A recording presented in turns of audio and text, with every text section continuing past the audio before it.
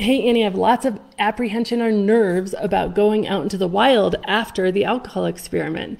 And that's totally understandable. I mean, we're in this kind of immersive environment, right? Where you have so much support, daily sort of interventions, and daily input into what alcohol is and what it really does in the body and how you think about it and how to think about your mind. And it's just full on, which is great. And that's really what you need, I believe, to launch this experience.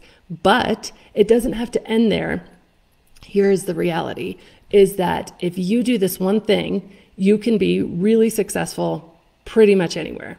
And this one thing is approaching every single thing. Well, I guess it's really two things, all right? It's approaching every scenario that happens to you with curiosity and self-compassion.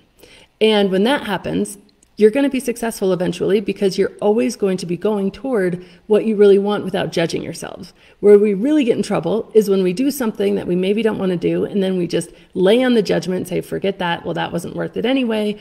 Or when we go into something without any curiosity. So for instance, say you're going into a holiday that's coming up or a happy hour that's coming up, and you're thinking, well, this is just going to suck without alcohol. If you can replace that with, how might this be without a drink? Might I enjoy myself more?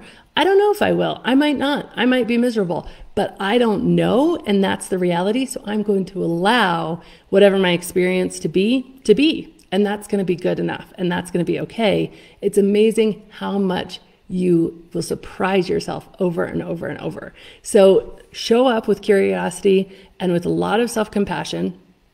And very importantly, every time you're sort of triggered or have cravings or want to drink, allow that feeling to be your guide as to where you still retain a belief that alcohol is really useful in your life, right?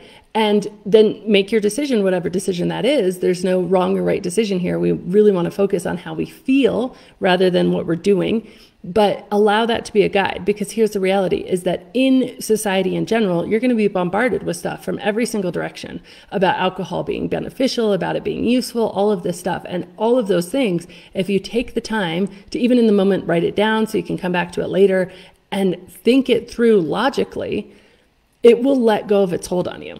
And I had to do this over and over and over and over, right? So every instance where I saw something new or something would happen or somebody was drinking and I was like, oh, that looks like something in me wants that or something in me desires that, I'd write it down. And then I'd do the work to, at a later time, go in and say, what is it about that? What belief do I still retain about alcohol? What desire do I still have? And really look into it and then think through the logic. Is that really true? And allow myself to think about if it's really true, not only, in my own experience, sort of cumulatively, like, does it cumulatively give me more pleasure than it does pain? Does it cumulatively make me more relaxed or more stressed? But also, what does the science say? And of course, the resources that we share in the alcohol experiment, in the path, in the books, those are all great for sort of what the science says. So, if you keep those tools at hand, curiosity and compassion, and then really looking at every instance individually and asking yourself, like, why am I triggered here?